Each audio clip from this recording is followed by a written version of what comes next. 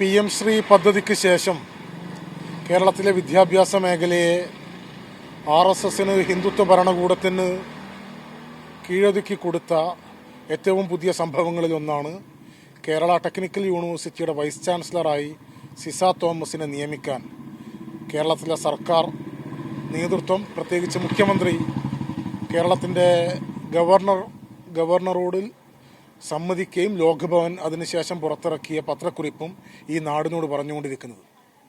കേരളത്തിലെ സർവകലാശാലകളിൽ, വിവിധങ്ങളായ സർവകലാശാലകളിൽ കുറച്ച് കാലങ്ങളായിട്ട് പലതിലും വൈസ് ചാൻസലർമാരില്ല. എന്താണ് കേരളത്തിലെ സർവകലാശാലകളിൽ വൈസ് ചാൻസലർമാരില്ലാത്തത് എന്ന് അന്വേഷിച്ചു കഴിഞ്ഞാൽ നമ്മൾക്ക് എത്തിച്ചേരാൻ പറ്റുന്ന ഉത്തരങ്ങളിൽ ഒന്ന്, കേരളത്തിലെ സർവകലാശാലകളിലെ വൈസ് ചാൻസലർമാരെ നിയമിക്കാൻ കേന്ദ്ര സർക്കാരിൻ്റെ നോമിനിയായി കേരളത്തിലേക്ക് എത്തിയിട്ടുള്ള കേരളത്തിലുള്ള ഗവർണർമാർ, RSSൻ്റെ ഗവർണർമാർ അവരുടെ താല്പര്യങ്ങൾക്കനുസരിച്ച്, അവരുടെ ഇംഗിതങ്ങൾക്കനുസരിച്ച് ചാൻസലർ പദവിയെ ദുരുപയോഗം ചെയ്ത് കേരളത്തിൻ്റെ സർവകലാശാലകളുടെ, യൂണിവേഴ്സിറ്റികളുടെ തലപ്പത്തേക്ക് RSSകാരെ, സംഘികളെ നിയമിക്കാനുള്ള നടപടികൾ തുടങ്ങിയിരുന്നു എന്നാണ്. ആ നടപടികൾക്കെതിരെ കേരളത്തിൻ്റെ വിദ്യാർത്ഥി സമൂഹം, കേരളത്തിൻ്റെ അതിശക്തരായ RSS വിരുദ്ധരായ മുഴുവൻ മനുഷ്യരും തെരുവുകളിൽ നിന്ന് കേരളത്തിൻ്റെ ഗവർണർമാർക്കെതിരെ ശക്തമായ സമരം നടത്തിക്കൊണ്ടിരിക്കുന്ന ഘട്ടങ്ങളിലാണ് അവരെ എല്ലാവരെയും ഞെട്ടിച്ചുകൊണ്ട്, കേരളത്തിലെ വിദ്യാർത്ഥി സമരങ്ങളെ വഞ്ചിച്ചുകൊണ്ട് കേരളത്തിലെ ഗവർണർമാർക്കെതിരെ രൂപപ്പെട്ടു വന്ന ശക്തമായ RSS വിരുദ്ധ സമരത്തെ ഒറ്റുകൊടുത്തുകൊണ്ട് കേരളത്തിൻ്റെ ഭരണകൂടം കേരളത്തിൻ്റെ ഗവർണറോട് കീഴൊതുങ്ങിക്കൊണ്ട് സിസ തോമസിനെ കേരളത്തിൻ്റെ ടെക്നിക്കൽ യൂണിവേഴ്സിറ്റിയുടെ വൈസ് ചാൻസലറായിട്ട് നിയമിക്കുന്നത്. കേരളത്തിൻ്റെ ടെക്നിക്കൽ യൂണിവേഴ്സിറ്റിയുടെ വൈസ് ചാൻസലറായിട്ട് സിസ തോമസിനെ നിയമിക്കണമെന്നത് കേരളത്തിൻ്റെ ഗവർണറുടെ ആവശ്യങ്ങളായിരുന്നു. ആവശ്യം ഏകദേശം 3 വർഷം മുമ്പ് കേരളത്തിൻ്റെ ഗവർണർ ആവശ്യപ്പെട്ടു.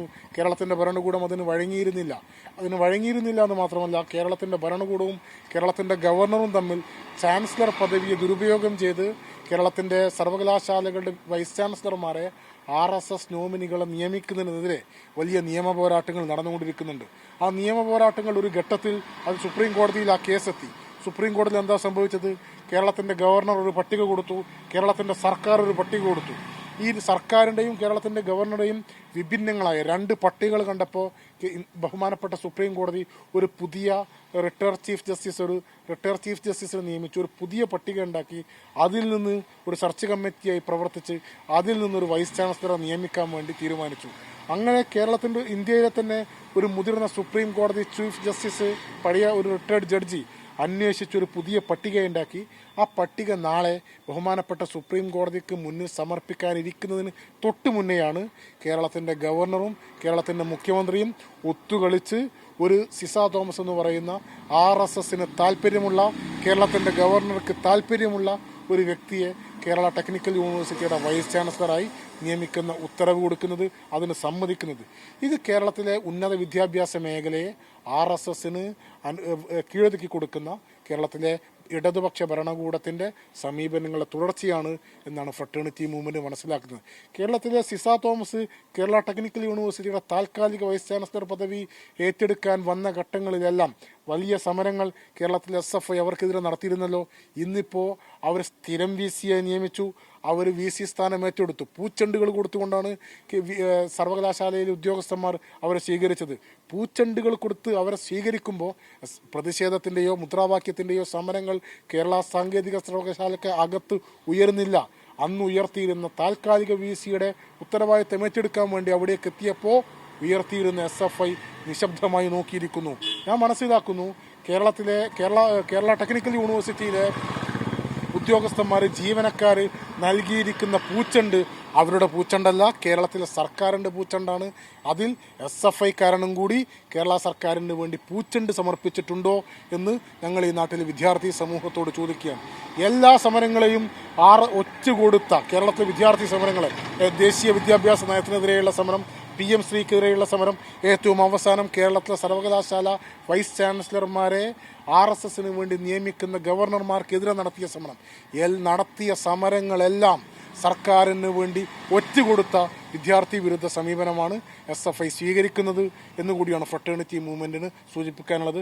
കേരളത്തിലെ സർവകലാശാലകളെ RSSന് വേണ്ടി കീഴൊതുക്കി കൊടുക്കുന്ന ഈ സമീപനത്തിനെതിരെ കേരളത്തിലെ വിദ്യാർത്ഥികൾ അണിനിരത്തി വലിയ പ്രക്ഷോഭങ്ങൾക്ക് ഫ്രട്ടേണിറ്റി മൂവ്മെൻറ്റ് നേതൃത്വം നൽകും. ഇത് ഉന്നത വിദ്യാഭ്യാസ മേഖലയെ തകർക്കാനുള്ള RSS സർക്കാർ പിണറായി വിജയൻ ഗവർണർ കൂട്ടുകെട്ടിൻ്റെ ഉദാഹരണമാണ് ഇന്ന് ഫ്രട്ടേണിറ്റി മൂവ്മെൻറ്റ് മനസ്സിലാക്കുന്നുണ്ട്. ഇപ്പോൾ എന്താ സംഭവിച്ചതെന്ന് വെച്ച് കഴിഞ്ഞാൽ കേരള ടെക്നിക്കൽ യൂണിവേഴ്സിറ്റിയിൽ ഒരു VCയെ ഗവർണർക്ക് വേണ്ടി നിയമിച്ചു കൊടുത്തപ്പോൾ സർക്കാരിന് വേണ്ടി ഒരു VCയെ സജി ഗോപിനാഥ് എന്ന് പറയുന്ന ഒരു VCയെ സർക്കാർ നോമിനിയായ ഒരു VCയെ ഡിജിറ്റൽ യൂണിവേഴ്സിറ്റിയിൽ നിയമിക്കാൻ വേണ്ടി ഗവർണറും സന്നദ്ധമായി. ഈ കേരളത്തിലെ ഗവർണറും കേരളത്തിലെ ഭരണകൂടവും വ്യത്യസ്ത സമയങ്ങളിൽ ഒത്തുതീർപ്പുകൾ നടത്തിയിട്ടുണ്ട്. ഒരാളെ ഗവർണറുടെ പട്ടികയിൽ നിന്ന്, ഒരാളെ മുഖ്യമന്ത്രിയുടെ പട്ടികയിൽ നിന്ന്.